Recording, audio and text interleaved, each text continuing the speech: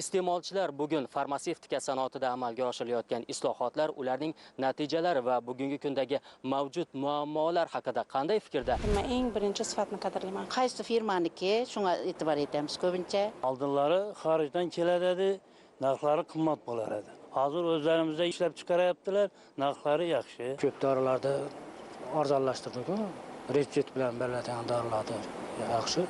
Shifokorlik punktlarimizda ijtimoiy himoyaga muhtoj oilalarga bepul dorilar beriladi. Retseptlarni joriy qilinishi, har bir apteka doktor retsepti bilan Dimet programmasidan o'tgani bu yaxshi islohot deb bilaman, chunki ishonch bo'ladi eng avvalo.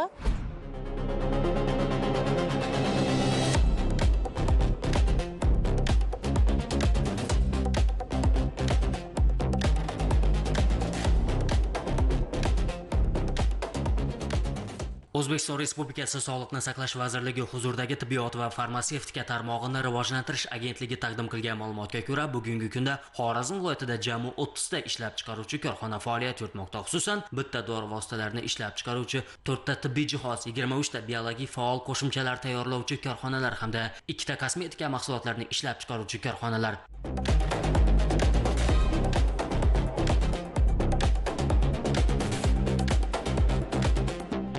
2019-yilda tashkil etilgan mazkur korxonada bugungi kunga kelib 40 dan ziyod turli xil tabletka, kapsula hamda suspenziyalar ishlab chiqarilib, ichki bozorga yo'naltirilmoqda.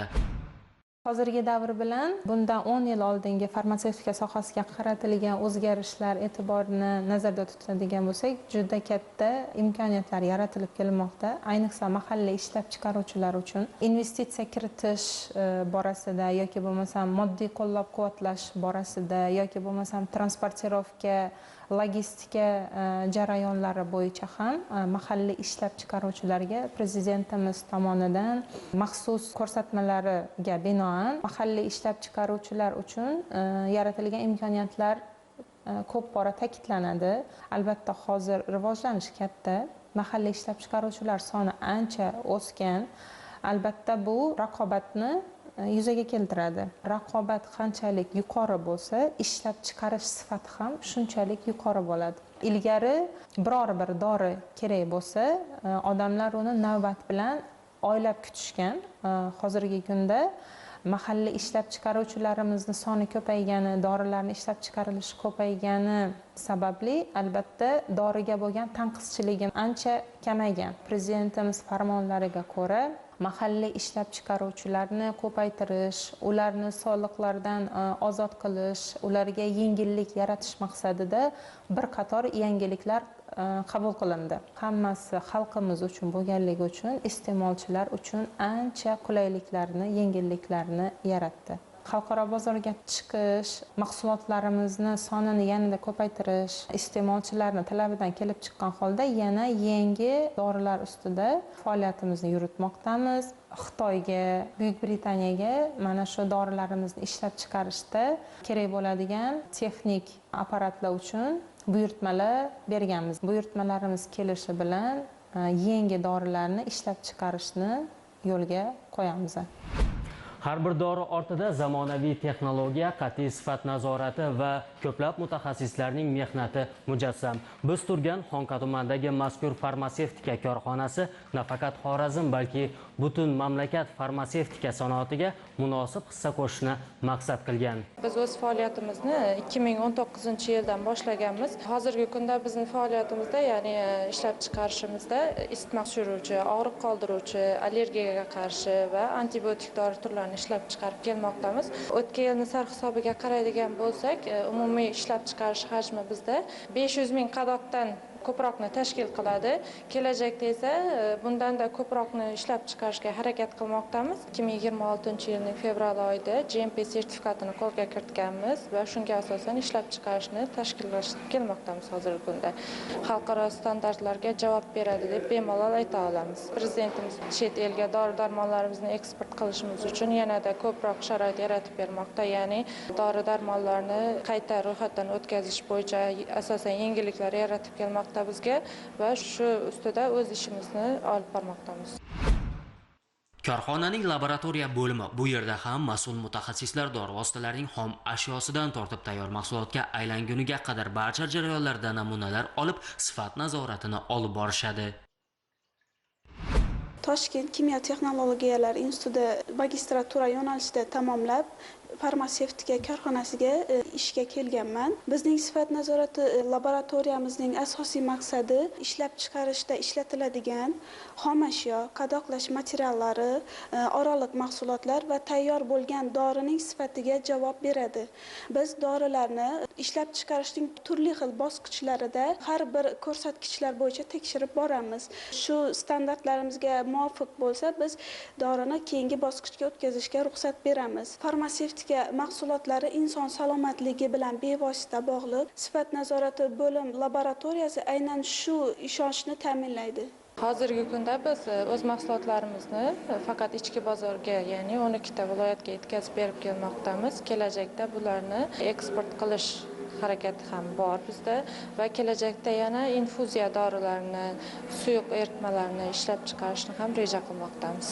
Hozirgi kunda biz ishlab chiqarayotgan 40 xilga yaqin dori turlari asosan oldin chet davlatlardan import qilib kelingan.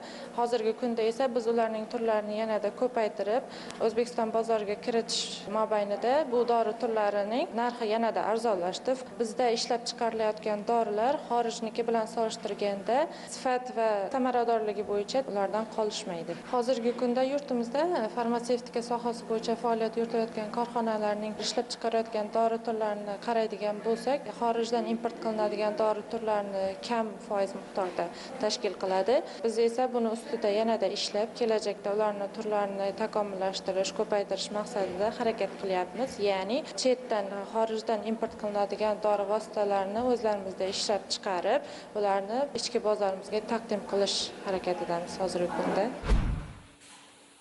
GMP dori vositalari ishlab chiqarishda xalqaro sifat standarti. U mahsulotning har bir bosqichi qat'iy nazorat ostida olib borilishini, dori vositalarining xavfsiz va sifatli bo'lishini kafolatlaydi. Bu sertifikatni olish bir martalik jarayon emas. Korxona sertifikat amal qilayotgan davrda ham muntazam nazoratdan o'tadi. Agar GMP talablari buzilsa, sertifikatning amal qilishi to'xtatilishi yoki bekor qilinishi mumkin. Shu bois korxona jamoasida mas'uliyat 2 karra yuqori. Sifatni ta'minlash bo'limi korxonamizdagi siryo substansiyalarni kelishidan tortib, ularning saqlanish sharoiti, qadoqlanishi, ishlab chiqarilishi va iste'molchiga yetirib berishgacha bo'lgan, ya'ni tayyor mahsulotni realizatsiya qilingunigacha bo'lgan davrni dorilardagi xavfsizlikni ta'minlash maqsadida tashkil etilgan bo'lim bo'lib, bu bo'limda hozirgi kunda 2 ta malakali xodim faoliyat yuritadi. Hozirgi kunda hammamizga ma'lum, butun farmatsevtika faoliyatini yurituvchi, ishlab chiqaruvchi korxonalar Good Manufacturing Practice atamasi bo'yicha o'sha tizimdan sertifikat olish kerak. Bu degani yaxshi ishlab chiqarish amaliyoti, ya'ni butun dunyo bo'yicha GMP standartlar tizimidan sertifikat olgan bo'lishi kerak har bir farmatsevtika ishlab chiqaruvchi korxonasi. Bizning korxonamiz ham GMP sertifikatini olgan. GMP sertifikatini olishdan maqsadimiz o'z imkoniyatlarimizni kengaytirish, avvalambor va kelgusida xalqaro bozorga chiqish imkonimizni oshirish. Har yili ichki o'qitish seanslari olib boriladi korxonamizda. Ya'ni har bir xodim GMP talabi bo'yicha o'z malakasini oshirib boradi. Agarda qaysidir xodimimiz bilimi past baholanadigan bo'lsa, albatta u sertifikatlariga qaramasdan o'z malakasini oshirish maqsadida yana o'qitiladi. E'tiborlisi, bunday loyihalar davlatimiz tomonidan ham har tomonlama qo'llab-quvvatlanyapti. Masalan, korxonaga tadbirkorlikni rivojlantirish kompaniyasi aksiyadorlik jamiyati moliyaviy ko'magi juda asqotdi. Bugungi kunda Jayxun Niyaz kompaniyasida 60 dan ortiq ishchi xodimlar faoliyat ko'rsatmoqda. Tadbirkorlikni rivojlantirish kompaniyasini berayotgan moliyaviy ko'maklari, qulayliklari biz uchun juda ahamiyatli, sababi u yerda yugur-yugurlar bo'lmaydi. Darhol ishingizni qisqa muddatlarda bitirib berishadi. Bu tadbirkorlarga yaratib berilayotgan davlatimiz tomonidan, prezidentimiz tomonidan yaratib berilayotgan imkoniyatlarning yana bir namunasi desak xato qilmagan bo'lamiz. Tadbirkorlikni rivojlantirish kompaniyasi bilan albatta bizning rejalarimiz bor. Yangi loyihalarni boshlayapmiz. Bu loyihalarimizda 100 dan ortiq xodimlar ish bilan ta'minlanadi. Mahalliy ishlab chiqaruv quvvatlarimiz 40 turdagi mahsulotlarni ishlab chiqaramiz. Biz bugungi yaratib berilayotgan sharoitlardan mamnunmiz va kelgusida katta rejalarni amalga oshirishga tayyormiz. Chekka hududlarda ham mana shunday sanoat korxonalari barpo etilayotganidan yosh ulug'larning shukronasi bisyor. Mahallemiz chekkaroq hududda joylashgan.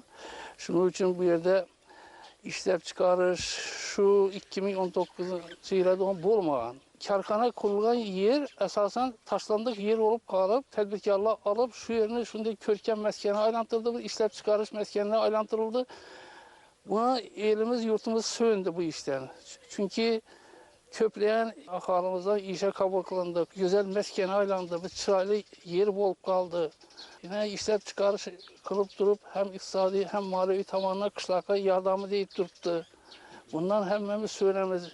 Kendi vaxtlarda şu tedbirkarlara Prezidentimiz zamanla açıp verilen yol yoruplar isafına bundan kelimeli işlep çıkarış kışlakımızda rivajlanadı. Mesela şu yerde azan vakadı darıxanalar payda oldu. Kışlak ahalisi için şimdi karxanalar kança köp olup kança tarakkiyatı rivajlanıp varsa bize söylemiz bunlar. Köp vaxtlar davamında dağlarını çitten alaydık. Bundan nazaret unçalik güçlenmesədir. İndi şu darı dərman karxanası özümüzdə işləb çıxarğan isafına nəzarətdən ötüb ahalığa şunday tarqatılıb durubdu. Həm vaxa tamanına yenib durubmuz, həm sifət tamanından ahalığa yaxşı qulaylik payda qıldı. Yana bir e'tiborli jihati bunday loyihalar orqali shu hududda istiqomat qilayotgan fuqarolar, xususan yoshlar ham doimiy ishla bo'lishyapti va mening qarshimda ham aynan mazkur mahalla yoshlardan biri Kumushoy turibdi. Bu yerda qachondan beri ishlab kelyapsiz? Bu yerda 2 yildan beri ish faoliyatimni olib boraman, ham sirtqi ta'limda o'qiyman, talabaman. Hozirda bu yerda qadoqlash bo'limida o'z faoliyatimni olib boraman. Bu yerda turli xil dori, tabletka va suspenziyalar qadoqlash ishlari olib boriladi. Hozir sefuchi suspenziyasini qadoqlash jarayoni ketmoqda. Korxona sharoitlari yaxshi va oylik maoshlari ham a'lo darajada.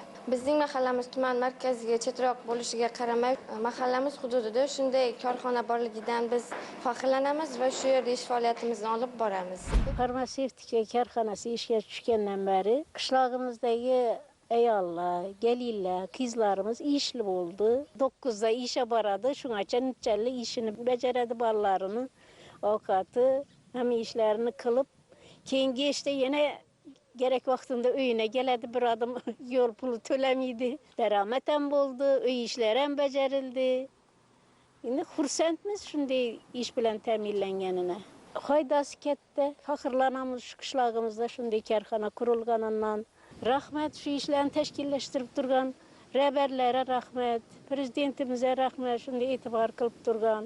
Davlatimiz rahbarining 2025-yil 28-yanvardagi farmatsevtika tarmog'ini jadal rivojlantirishga oid qo'shimcha chora-tadbirlar to'g'risidagi farmoni, shuningdek boshqa hujjatlar hamda joriy yil 5-mart kuni Prezidentimiz raisligida farmatsevtika tarmog'ida ishlab chiqarish quvvatlarini oshirish, sohaga texnologiyalar transferini jadallashtirish yuzasidan o'tkazilgan video selektor yig'ilishida berilgan topshiriqlar ijrosi doirasida Xorazmda amaliy ishlar olib borilmoqda. Mavjud korxonalar salohiyati oshirilyapti, qolaversa yangi quvvatlar ishga tushirilmoqda. Urganch shahrida 6 million AQSh dollarlik loyiha yo'lga qo'yilyapti. Natijada 200 ta yangi ish o'rni yaratilishi, yillik 4 million dollarga teng mahsulot eksportga yo'naltirilishi maqsad qilingan. Xullas, viloyatda import o'rnini bosuvchi va eksportbop dori-darmon vositalari hamda tibbiy buyumlar ishlab chiqarish ustuvor vazifalardan biri etib belgilangan.